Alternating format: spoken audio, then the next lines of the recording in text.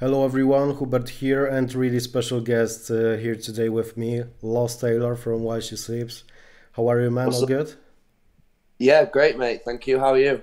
I'm really, really good. And how is the Okay. tour going? Because I saw that you Uh, were in Japan, Indonesia, and Australia, right? yeah, that's right. So we basically got home a few days ago. Grueling tour. A lot of internal flights. So you basically, yeah, obviously fly out to Australia. That's a long flight anyway. But like, yeah, in between shows, it's all flying. So got a little bit of time off now. Just not long, about a week or so, just to chill and try and get back into it before we head out to Europe and the UK for the next run. So yeah, stoked. The tour in Australia was amazing. Um, Went to Indonesia for the first time, which was Mm. crazy. Played Jakarta, and then like you say, yeah, some Japanese shows as well with some time off in Tokyo. So yeah, can't complain. All the shows were great, but happy to have a little bit of time now just to recoup and get ready for the next part. Yeah, sure. And obviously you get a new record out, Self Hell. I would say Yep. that's a very different than Why She Sleeps previous albums, and it's very experimental. Yeah. Well, maybe I would compare it to the emo from Bring Me the Horizon, this way. Okay. And in my opinion, that's your best record in your entire Oh, amazing. discography. I really, really love it. Please tell me, was that the creative process while working on this one also different than in the previous ones? Yeah, I think that Self Hell is the most collaborative record that we've made as a group of sort of friends initially. But yeah, the band members themselves, like everyone had a lot of influence on the parts. We feel like everyone really got their chance to do what they wanted to do in the songs. In a sense, I think it was a conscious effort to try and create something a bit different. I feel like there's so many bands out there now that are great, but a lot of them sound the same. We don't want to feel like we're following any trends, or I think our fan base acknowledges that we always try and do something a bit different to what's out there at the moment. And hopefully people can see that we're not trying to sort of follow any sort of modern trends in metal, trying to do something a bit different for ourselves, keep it fresh in the studio. So yeah, it was definitely conscious decision to try something fresh. Primarily we're writing for ourselves, and we always hope that our fan base loves it. And if our fan base can see that we've tried to not follow trends and do something different and push ourselves out of our comfort zone a little bit, then that's great for us, but also exciting for the future of the band to see where we go next. hmm You also notice that this scene of modern metal or metalcore is pretty boring these days. I would say many bands are doing the same on every album basically. And what I've seen is that bands that are doing things a little different, like Why She Sleeps on this record, Bring Me the Horizon on their previous record, and for example, Underoath, which is a great band, very experimental too. Are yeah, I know you're a fan of the band. Yeah, yeah, man. These bands are putting a lot of fresh air into this metal scene, and that's great to see that the albums like Self Hell are doing pretty good. Yeah, thank you so much, man. And for me, I just feel like a lot of bands at the moment just want to sound like Korn and Deftones. hmm That's like that's like all I'm hearing. Like loads of bonky riffs that sound very similar, with clean hooks, and then yeah, and then like all. So for us, like I say, it's about doing something different and hoping that our fan base and people that are new to the band can sense and see that we're doing something different and we're purposefully not trying to follow what's out there right now. So yeah, I appreciate you saying that, man. It's good that you hear it. hmm And the proof that you are doing the things different is also for example, releasing song like "To the Flowers" as a single. Yeah. It's not the typical, I would Oh, say that the band puts a song on a single song like that, and it yeah. turned out that this is the most streaming song of the new album Yeah. for you. Yeah, for sure. Yeah. I think that what's really nice about the fans of While She Sleeps is, as much as they want sort of heaviness and sort of metal or punk rock within our band, they're also very in touch with emotive songs like To the Flowers that bring out that other side of our band. So I'm grateful for that in our fan base, that they appreciate both sides of the coin. Mm-hmm. Yeah, South Hell sounds like, I would say, meticulously planned, longer album story, and not the collection of the hits, which is not so obvious these days in the times of, short formats, TikTok, stuff like that. Is it this long form, which is album, still important for you to bring the music as the albums? Yeah, it is. I think we all, the members of While She Sleeps, we all grew up in that world. We all came together through the love of early 2000s metalcore. That's what brought us together. And back then, metal bands released longer albums, and especially like you say, when stuff like TikTok and Instagram and stuff weren't even a thing, you'd put the record on and you'd listen through it.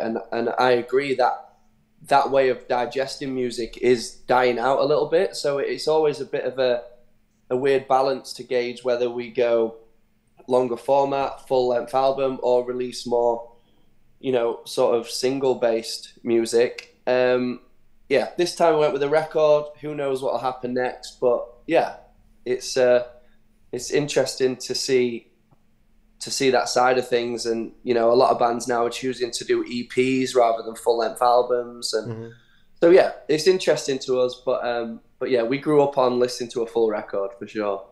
Mm-hmm. Yeah, that's a metal thing to release the album and go for a tour. So which While She Sleeps album was the most, I would say, crucial one for the career of the band, in your opinion? Brainwashed. I think the reason for that was that at the time I was going through throat surgeries. So obviously the uncertainty of whether we were going to continue or how we were going to continue was very in the balance. When we released Brainwashed, I basically recorded the whole record with the throat issue after getting surgery on my voice the first time. So it's very sort of excruciating record for us. It took a long time to record, and for some reason we decided to do 15 metal songs, which is, for someone with a fucked up vocal cords, it's not an easy thing to do. But once that had been released, it kind of made us feel, I think, like we could sort of battle through a lot of things, and that our fan base was ready to not necessarily wait around, but if we needed time out, for example, our fan base would be there when we returned. And obviously at that point, it was only our third record. So things like that are, hanging in the balance a little bit. You're not sure if people will care about your band when you return from a break like that, or whether, through Spotify, they found another band that are now their favorite band, So there was a lot of uncertainty for our band around that time. And so for me personally, overcoming a lot of those vocal struggles and putting out the record and having a fan base still there with us and being able to tour again was just unreal and the best outcome for me. So yeah, I think it was a crucial record for us to put that out with all that was going on. And luckily we're still here. Yeah. And after that you released the album You Are We.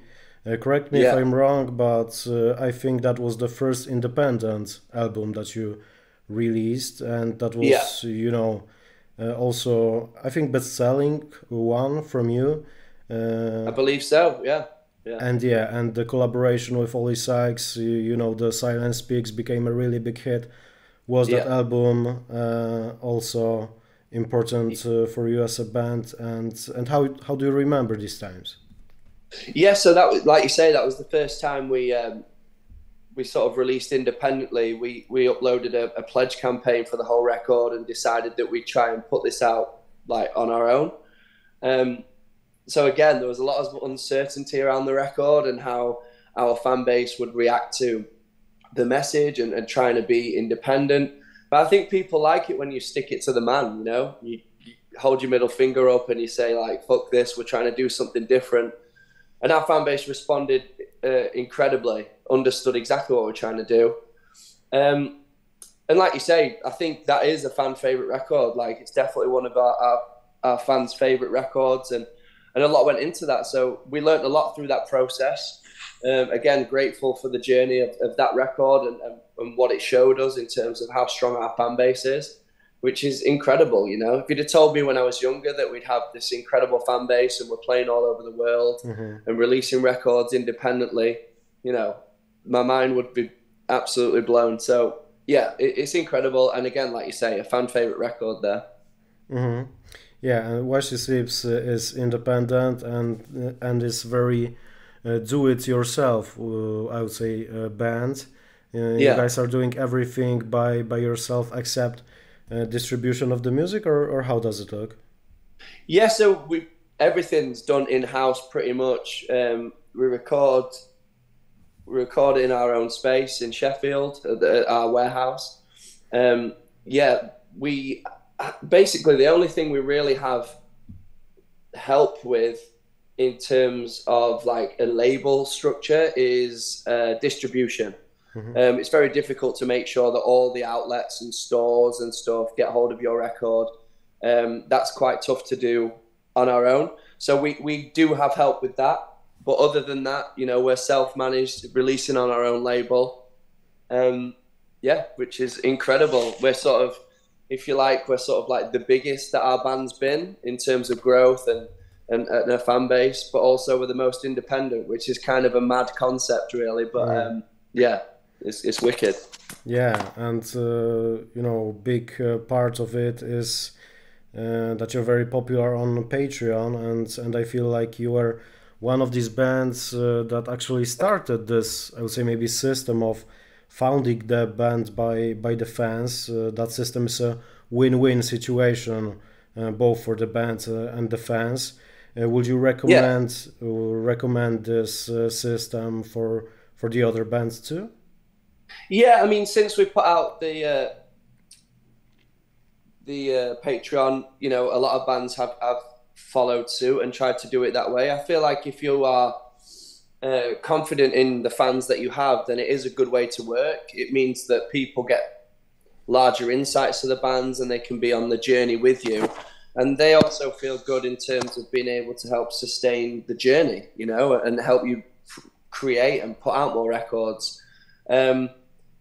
Again, a crazy learning curve for us, and another way that we've released a record independently. Again, it's it's a lot of work, you know. If you're a sort of band like we are that takes on a lot and is willing to grind and work hard for what you have, then I think Patreon's a great way to do it. And it helped us keep crew members in jobs when touring was uncertain through the pandemic and things like that. So it's incredible, again, that our fan base and releasing records independently has enabled us to continue like sustaining the band, but also keeping people in work when they didn't have other options. So big up everyone involved, because again, it's mind-blowing. Yeah, so what would you say young metal bands these days should stay independent and try to do things on their own, or still should look for the record company that will release their music and will help them with the tour, stuff like that? I mean, it's a difficult question because, you know, I'm not going to sit here and say that management and labels and that they're crap and don't use them. You know, it works for some people, it doesn't work for others. I think initially getting on a label and a management when you're a startup band can really help. I just feel like you need to acknowledge when you do sign up to these companies or managements that they're not your friends, you know, that you're a number to them. And, you know, they don't, as much as you might feel like they have your best interests at heart, they're working towards a goal for themselves. So I think if you are in a young upstart band that has a lot of potential and you're getting offers, just make sure you read the small print, you know. Don't be fooled into thinking that any of these rats are your friends, because in the end, you're a number. They're there for one thing, and that's to make money from you. So just be careful in going into those situations. And like I said, not everyone in the industry is evil. You know, there's plenty of great people out there that can really help elevate your art or your band to a new level. You just got to be careful in those situations not to sign your life away. Mm-hmm. Yeah. Okay. While seeing you live, I noticed that during the live shows, you're, I would say, maybe not playing the big frontman of the band. The band is more collective, I would say, almost like a football team. Yeah, maybe, yeah, I could see that. Yeah, and congratulations, because I was at your show in Poznań, and the club was, fully packed, and yeah, you guys recorded some of the scenes for the Rainbows. That's video. it. Yeah, bro. Yeah. I mean, we love coming over to Poland and playing shows. The fans over there are so passionate, and we always have a great time. So we're stoked to be returning, and yeah, like I say, we love it out there. So yeah, While She Sleeps is coming to Poland again, and this time Warsaw Progresja, November 11th. So go and check them out live. What's the most natural maybe environment for the band? Is it studio, or maybe the scene, the stage? you say, is it being in the studio or being out on tour? Or? Yeah, what's the most natural environment for the band? Where do you feel the best, on the stage or in the studio? For me, always on the stage. Studio can be quite tough, It's that's when you're sort of really working to sort of make sure you're creating something that people will enjoy, but also you want your own, your own work ethic and inspiration in there. So it can be quite tough, and also the compromise between band members can sometimes, it's not always plain sailing, people have different ideas and you have to talk them through. For me, once the record's made and we get to tour it, whether it's a festival or a small club show or, arena, it doesn't matter. I love playing live. That's why I do what I do. I don't do what I do necessarily to be in the studio. I enjoy writing and creating, but for me, it's all about being out there with our fans and getting in amongst it and enjoying a live show. That's what it's all about for me. Yeah, and I love the fact that you guys are concentrating 100% on the music and the energy on the show. Maybe not so much on the visual side, but the energy, the music is like 100%. Yeah, again for us, a lot of bands are starting to use like digital backdrops and things like that, and I think we're a bit old school in that way.